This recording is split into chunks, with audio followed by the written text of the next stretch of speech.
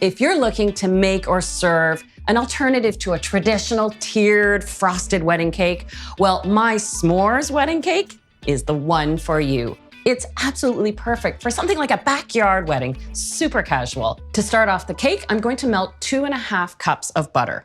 I'm just going to melt this on medium heat while I pour in 2.5 cups of milk.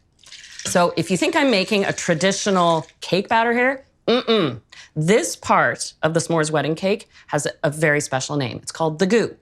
And it's the glue that glues the chocolate, the marshmallows, and the graham crackers together so that you bake it, chill it, then you can cut it, stack it, and enjoy it. You can even pick up this cake and eat it with your fingers. So I'm just gonna let these two melt. Let's talk about the other goo elements. I've got 3 1/3 cups of light brown sugar and 8 cups of graham cracker crumbs. Now this makes a generously proportioned cake, but I have designed it so that if you are making this in your own home kitchen, you should have space to fit it in the fridge. All right, now that the butter has melted, I can add my brown sugar and graham cracker crumbs all at once, all at the same time. Now you understand why I was melting that in such a big pot.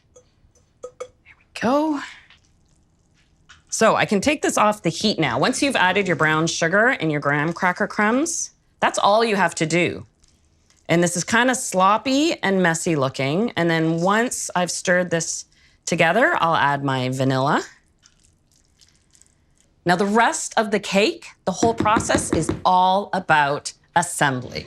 So I need those critical ingredients to make a S'mores wedding cake. I need graham crackers, chocolate, and marshmallows. I've got just over 1.5 kilos of graham crackers, 2.5 kilos of chocolate chips, 3 kilos of mini marshmallows.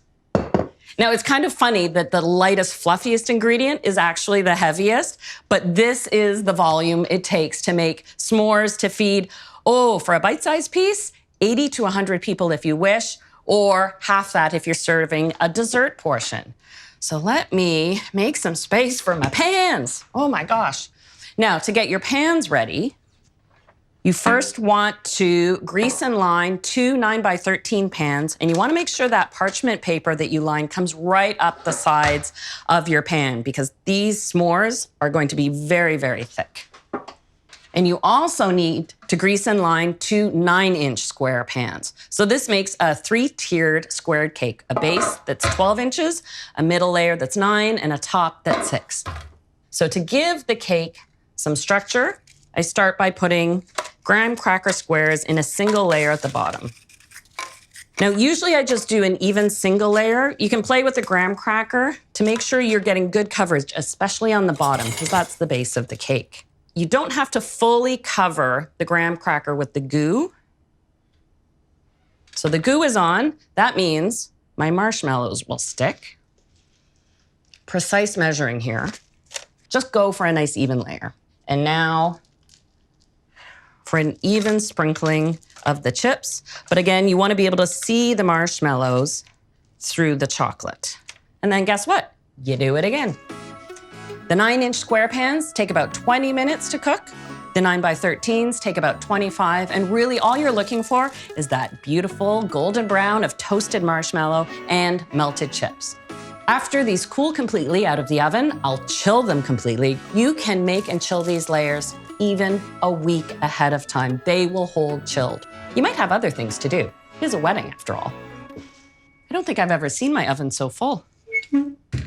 Oh, look at these toasted beauties. You just can't stop smiling when you see all of this toasted marshmallow and chocolate and graham cracker. All right, so now it's time to turn this sea of marshmallow and chocolate into an elegant but unconventional wedding cake. I'm going to use my 2 9x13s to make the 12-inch base. I actually have to cut and glue them together. The reason I do this is most people have a 9x13-inch pan, but you may not have a 12-inch square pan. And basically, you just use the board as your base.